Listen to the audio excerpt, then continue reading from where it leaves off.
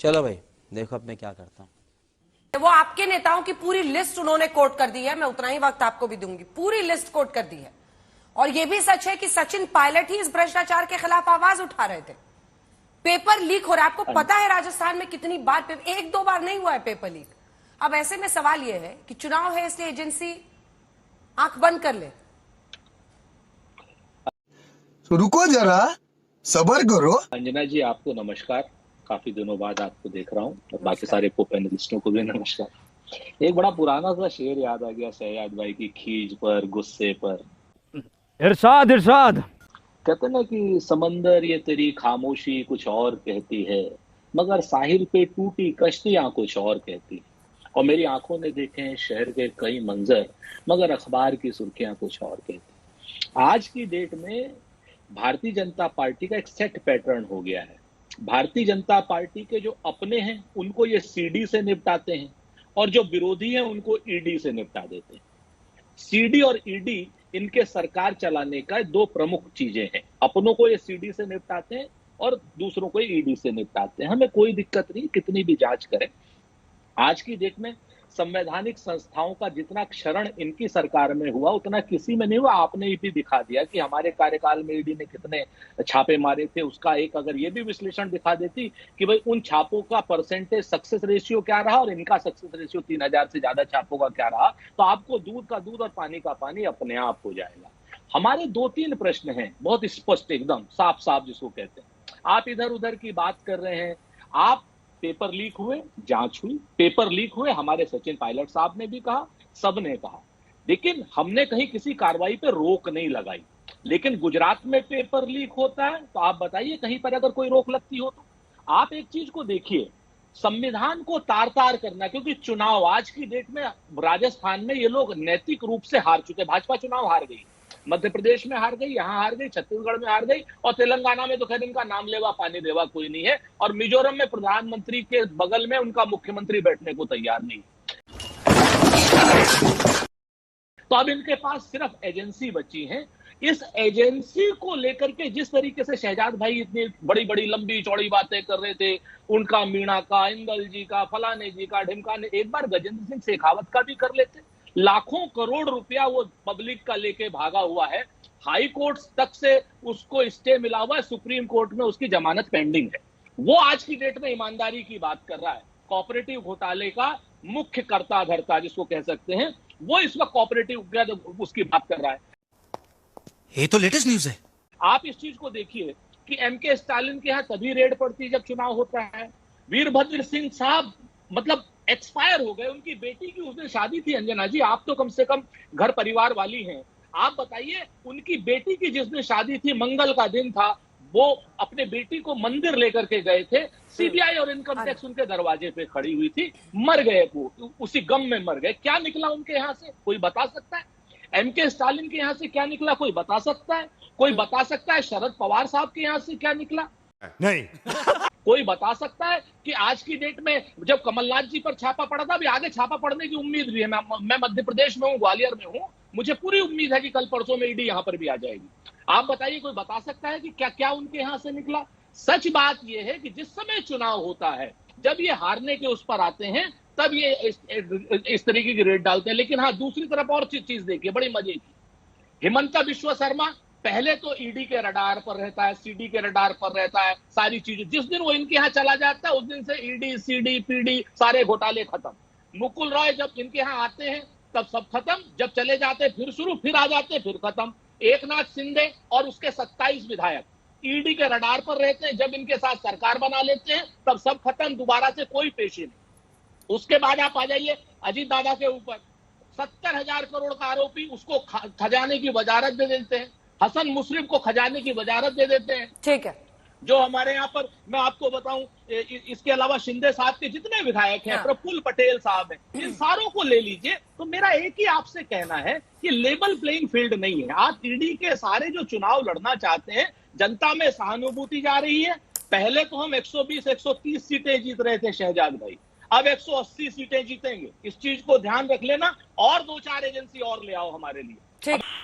Nice. गलत बात कह रहे हैं ना सर आप, ये सोशल मीडिया के ट्रोल्स नहीं कर रहे हैं, ये स्पेशल ऑपरेशन ग्रुप एसओजी और उदयपुर पुलिस ने इसको आरोपी बनाया है। मैं तो स्पेसिफिक सवाल पूछ रही हूँ ना सर, सुनिए। उदयपुर पुलिस पकड़ती है कि सुरेश ढाका आरोपी है पेपर लीक का, और फिर सलमान खुर्शीद कांग्रेस पार्टी के नेता उसके वकील बन जाते हैं। ये रिश्ता क्या कहलाता है? हाँ, मैं बताता हूँ। मत भूलो कि भक्ति और पागलपन में अधिक अंतर नहीं होता। सांसारिक दृष्टि से देखो तो भक्त पागल ही जैसा दिखाई देता है ना। माइक एंडरसन का वकील क्या नाम अरुण जेटली था, ठीक। आप ये यूनियन कार्बाइड का इतनी बड़ी उसका वकील जो था वो अरुण जेटली था। बेन सिंह के सरदार बेन सिंह के जो हत्यारों का वकील और इंदिरा गांधी के हत्यारों के वकील राम जेठमलानी थे। आप ये वकालत को, सुप्रीम कोर्ट की वकालत को उनके वकीलों के सारे भाजपा वाले थे।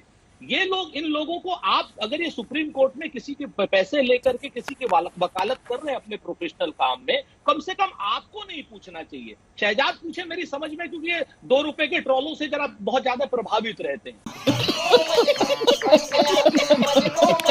लेकिन वकालत अपनी जगह पे कांग्रेस जा करके नंबर 1।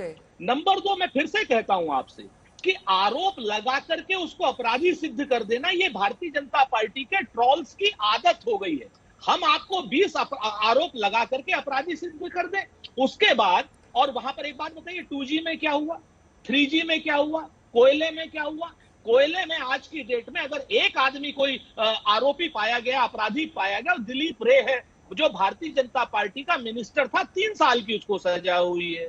लखनऊ में अगर कहीं कोई आरोपी पाए गए हैं तो इनके राकेश सचान पाए गए, उनको 1 साल की सजा हुई है। सजा हुई है, जिन लोगों को सजा हुई है हम उनकी बात कर रहे हैं। आरोप लगा करके, कभी नेशनल हेराल्ड के नाम से आरोप लगा देना, कभी और किसी नाम से, जब तक उसको अपराधी सिद्ध नहीं करेंगे तब तक आप उसको सिर्फ एक लाइन का जवाब, सिर्फ ये बड़ी अच्छी बात कही आप। एक बात कह रहा हूं अंजना जी ना, जैसे हमारे इनके पास एक लाल डायरी है, उसकी जांच नहीं करा रहे हैं ये लोग। देखिए फिर से 2 रुपए के ट्रॉल हो रहे हैं, कैसे उसके ऊपर गलत तस्वीर। लाल डायरी की जांच क्यों नहीं कराते? ठीक है, लाल डायरी की जांच क्यों नहीं कराते शहजाद जी, बताइए। NIA से कराएं ना जांच, हम ठीक तो है, कह रहे हैं वही पूछ रही हूँ, जवाब सुनिए। जवाब शहजाद जी, जांच नहीं करानी है आपको। हाँ, मैं जवाब दे रहा हूँ। मैं सीधा जवाब देता हूँ, कहीं दाएं बाएं नहीं करता, साफ सी बात। देखिए उत्तर प्रदेश में 13 से ज्यादा 14 से ज्यादा पेपर लीक होते हैं, कोई जांच नहीं, कोई ईडी नहीं, कोई सीडी नहीं, कोई सीबीआई नहीं, कोई आईटी नहीं, ठीक। 69,000 शिक्षकों की जो उत्तर प्रदेश में भर्ती होती है उसमें तमाम व्यापम से बड़ा भ्रष्टाचार होता है, और जो एसपी उस भ्रष्टाचार को खोलने वाला होता है, जिसमें भारतीय जनता पार्टी का मंत्री शामिल होने की बात आ रही होती है, उसको 24 घंटे से पहले, बल्कि 2 घंटे के अंदर उसको हटा दिया जाता है। आप बात समझिए, उत्तर प्रदेश में 13 जो क्या नाम घोटाले हुए, पेपर लीक हुए, उस पर कोई ईडी की कार्रवाई नहीं, क्योंकि उत्तर प्रदेश में तो राम राज्य है, मोदी राज्य है, योगी राज्य है, इसलिए आप कर रहे हो। राजस्थान में चूंकि गहलोत राज्य है और कांग्रेस का राज्य है, इसलिए आप वहां सीडी की बात करते हो, ईडी की बात करते हो। मैं आपसे 3-4 चीजें बड़ी साफ कहता हूं कि अगर ईडी उत्तर प्रदेश में भी उन्हीं पेपर घोटालों पे कार्रवाई कर रही होती तो, और राजस्थान में भी कर रही होती, तो हमें तो कोई आपत्ति नहीं। हम तो 3-4 चीजें बड़ी साफ आपसे कहते हैं, आपके सामने सम्मुख रखना चाहते हैं, क्योंकि आप हमारी सरपंच हो, आप करोड़ों लोगों को दिखाती हो। मैं ये कहता हूं, गुजरात में भेदभाव क्यों, उत्तर प्रदेश में जांच क्यों नहीं, गुजरात में जांच क्यों नहीं, सिर्फ राजस्थान में वो भी चुनाव के समय जांच क्यों? पिछले 5 साल पहले भी आपने जो तमिलनाडु में जांच करी थी, क्या नाम हिमाचल में जांच करी थी, उस जांच का क्या हुआ? हेमंता बिस्वा शर्मा की जांच का क्या हुआ?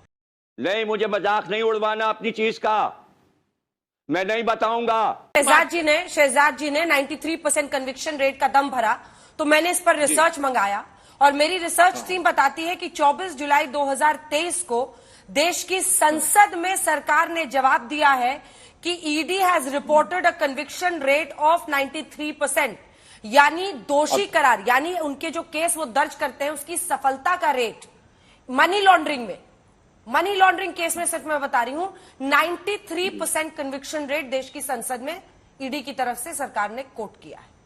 अब सुन लीजिए, ये इसका भी जवाब, आप बहुत बढ़िया जवाब है इसका, आप खुद भी मानेंगी।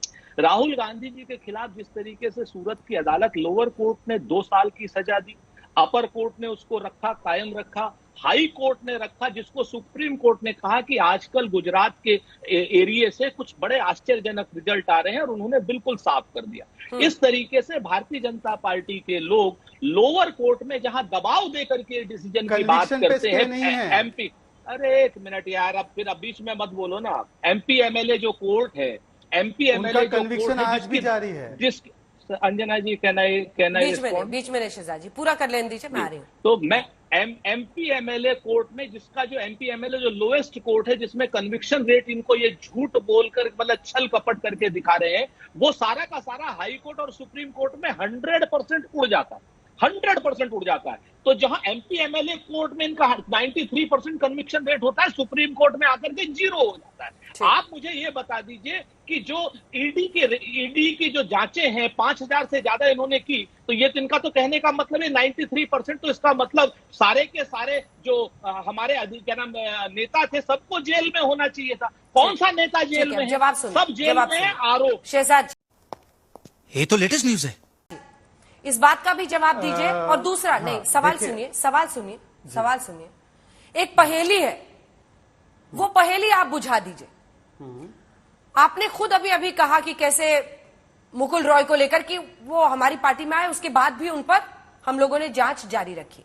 तो वो पहेली ये है कि भ्रष्टाचार के संगीन मामलों में आरोपी अन्य पार्टियों के नेताओं को बीजेपी क्यों अपने दामन में लेती है? या तो आपको ईडी के आरोपों पर भरोसा नहीं होता है कि वाकई उन्होंने भ्रष्टाचार किया होगा, क्योंकि मैं ये मानकर चल रही हूं कि आप भ्रष्टाचारियों को नहीं लेंगे अपनी पार्टी में। तो या तो आप क्यों लेते हैं ऐसे नेताओं को अपनी पार्टी में? जरा समझाइएगा, चाहे अजित पवार हो, मुकुल रॉय हो, ऐसे तमाम नेता। पार्टी बदल लिया साला।